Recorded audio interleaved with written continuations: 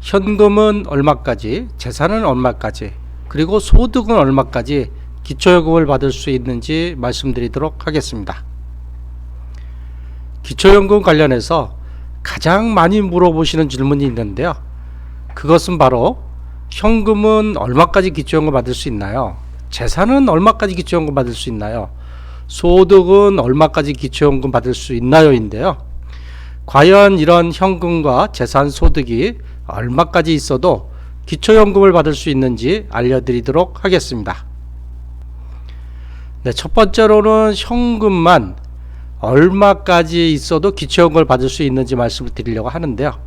여기서 현금만 얼마까지라는 얘기는 현금만 있고 재산도 없고 소득도 없을 때를 갖고 계산했다는 것을 알아두시면 되겠습니다. 네, 먼저 단독가구인 경우에는요, 최대 현금이 5억 6천만 원까지 있으셔도 기초연금을 받을 수 있습니다. 왜냐하면 5억 6천만 원을 현금을 소득 인정으로 계산하면 180만 원이 나오거든요. 단독가구인 경우 180만 원 이하는 기초연금을 받을 수 있기 때문에 단독가구는 최대 현금액이 5억 6천만 원이다. 네, 같은 식으로 계산하면 부부가구인 경우는 8억 8,400만 원까지 기초연금을 받을 수 있다. 이렇게 보시면 되고요. 여기서 현금이란 뭘 의미하냐면 현금, 예금, 보험, 주식, 채권 등을 갖다가 이야기하고 있습니다. 네, 두 번째로는 재산만 계산했어요. 재산만 있을 경우 얼마까지 기초연금을 받는지 설명을 해드리면요.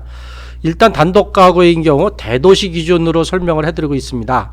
왜냐하면 대도시와 중소도시, 농어촌이 공제 기준이 다르기 때문에요. 대도시 같은 경우는 6억 7,500만 원, 6억 7,500만 원이 있으면 기초연금을 받을 수가 있습니다. 여기서 이 6억 7,500만 원이라는 건 시가가 아니고요. 공시가격입니다. 네, 공시가격 기준으로 6억 7,500만 원, 공시가격으로 6억 7,500만 원이면 시가로는 최소한 10억이나 뭐 11억, 12억 정도 되겠죠. 부부가구인 경우에는 공시가격 기준으로 9억 9,900만 원까지 소득 인정액으로 환산하면 288만 원이기 때문에 기초연금을 받을 수 있고요. 여기서 재산이란 뭐냐 하면 가장 많이 계시는 주택과 토지, 자동차, 임차 보증금 등을 다 합친 금액을 이야기하고 있습니다. 네, 세 번째로는 근로소득 쪽, 일을 해서 돈을 버는 경우 얼마까지 가능하냐 보면요. 단독가구인 경우는 최대 한 달에 360만 원까지 받아도 기초연금을 받을 수 있고요. 부부가구인 경우는 훨씬 더 많습니다. 부부가구인 경우는 최대가 674만 원까지 받아도 기초연금을 받을 수 있다. 네, 여기서 다시 한번 말씀드리지만 근로소득이라는 건 근로를 제공해서 얻는 소득이고요. 만약에 국민연금을 받으시거나 또는 임대소득이 있으시거나 사업소득 하는 거는 이렇게 많이 공제되지 않고 거의 받는 만큼, 국민연금 같은 경우는 받는 만큼 소득 인정액으로 계산하고요. 임대소득이나 사업소득은 관련 비율을 공제한 다음에 계산하고 있습니다. 네, 지금까지 말씀드린 현금과 재산과 근로소득을 갖다가 표로 하나 만들어 봤는데요.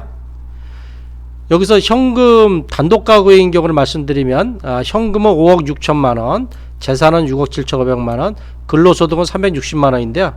이렇게 단독가구가 뭐 현금 5억 6천만 원과 재산 6억 7,500만 원과 근로소득 월 360만 원이 다 있어도 받는 건 아니고 요 하나만 있을 때, 현금만 있을 때 5억 6천만 원까지 받을 수 있다. 아무것도 없고 현금도 없고 근로소득 없고 재산만 있을 때는 6억 7,500만 원, 대도시 기준입니다. 서울 같은 가능하고요. 현금도 없고 재산도 없다. 근데 나는 월급만 받는다 했을 때 360만 원까지 가능하다는 얘기고요. 부부 같은 경우는 현금이 8억 8,400만 원까지, 재산은 9억 9,900만 원까지, 근로소득은 부부 둘 다 합쳐서 617만 4천 원까지 2022년 기준으로 기초연금을 받을 수가 있겠습니다.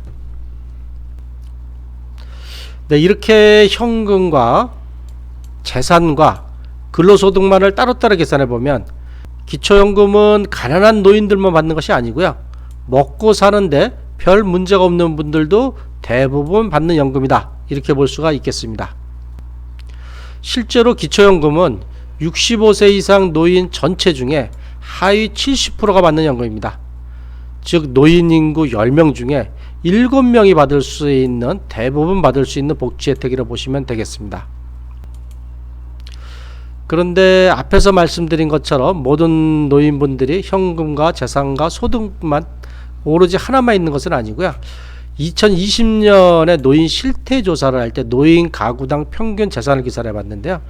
이 노인 가구라는 거는 단독 가구일 수도 있고 또 부부 가구일 수 있는데, 이런 평균 재산이 합계가 약 3억 2,400만 원 정도의 재산을 갖고 계세요. 그런데 대부분 현금이 약 3,200만 원으로 전체 재산의 한 10% 정도를 갖고 계시고요. 재산, 그러니까 뭐 집이나 토지 이런 것들이 2억 6,100만 원으로 81% 정도 해당이 되시고요.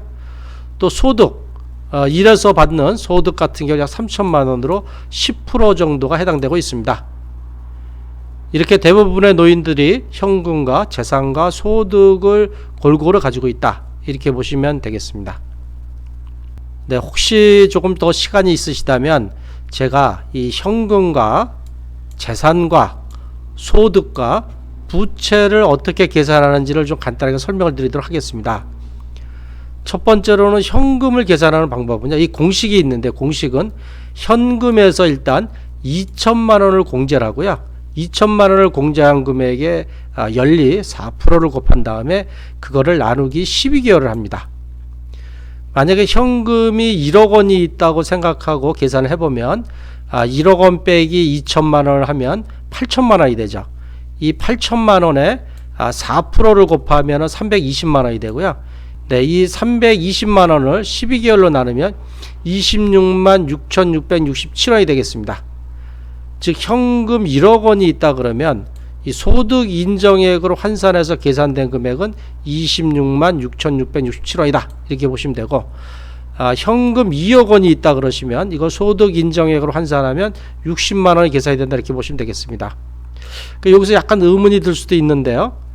현금 1억 원이 26만 6천 원이면 현금 2억 원은 약 한 53만 원 정도밖에 안 돼야지 왜 60만 원이냐, 이렇게 볼 수도 있는데, 왜냐하면 여기 현금에서 2천만 원을 빼주지 않습니까?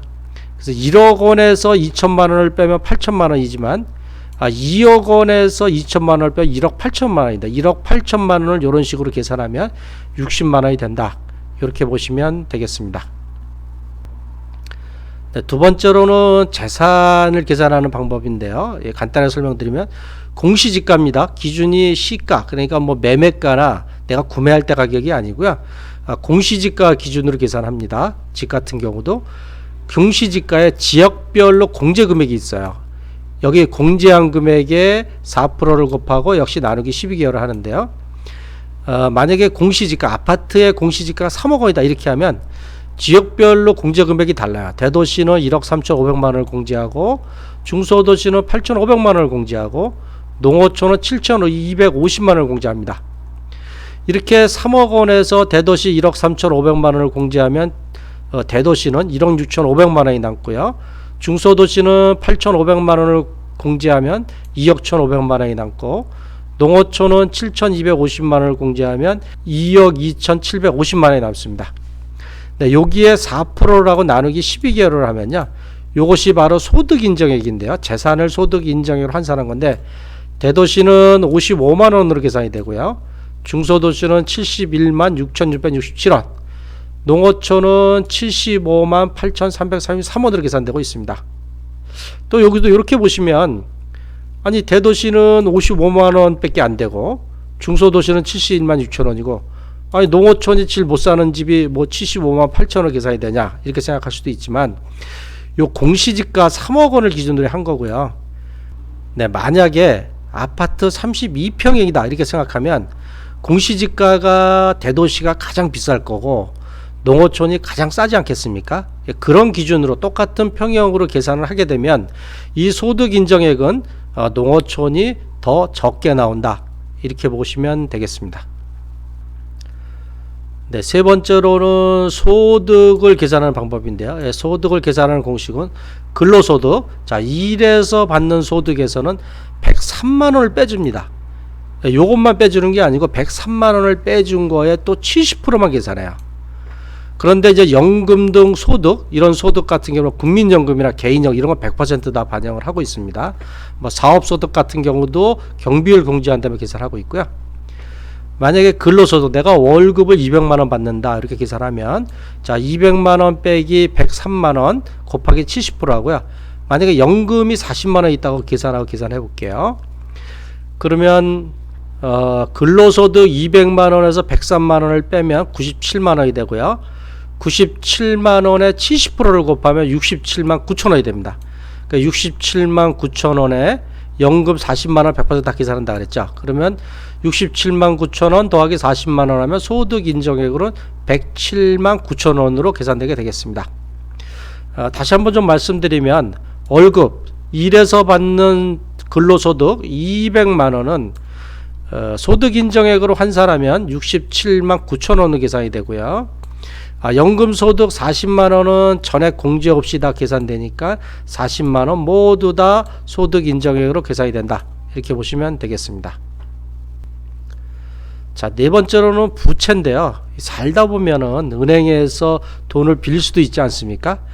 이렇게 은행 등 인정받는 기관에서 빌린 부채는 재산에서 공제하기 사람입니다. 여기서 부채인데 개인적으로 무슨 뭐 가족이나 또는 친구한테 빌린 부채는 인정이 안 돼요. 그래서 가능한 은행이나 공적 기관에서 빌려야지만 계산이 되고요.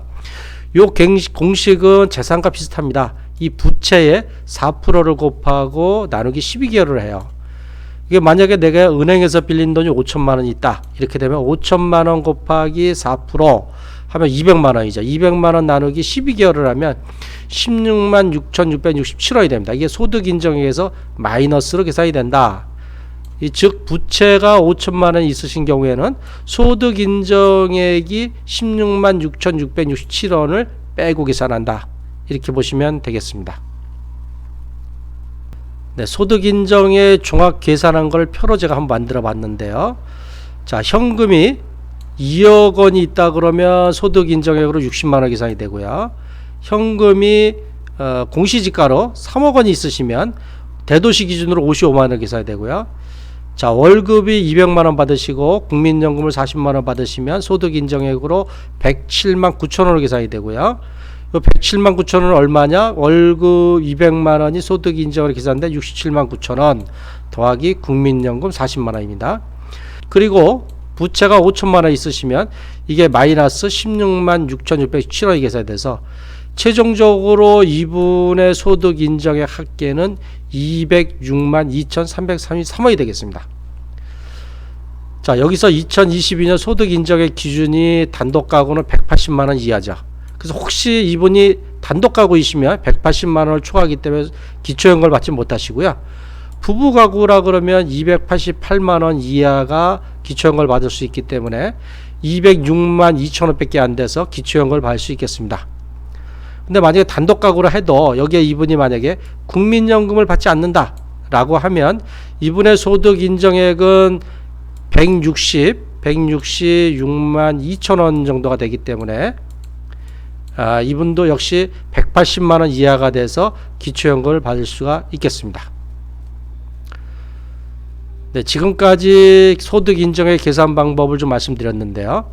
이렇게 기초연금 지급 기준이 되는 소득 인정액 계산 방법을 어느 정도 알고 계시면요, 기초연금 관련해서 제도나 기준이 바뀔 때 도움이 많이 되실 것 같습니다. 네, 지금까지 고향과 일산 파주 지역의 방문요양 전문업체인 아들딸 방문요양의 대표 배종일이었습니다. 이 동영상이 도움이 되셨다면 좋아요, 구독, 알림 설정을 부탁드리고요. 문의사항이 있으시면 댓글로 올려주시면 고맙겠습니다. 네, 항상 건강하고 행복하십시오. 감사합니다.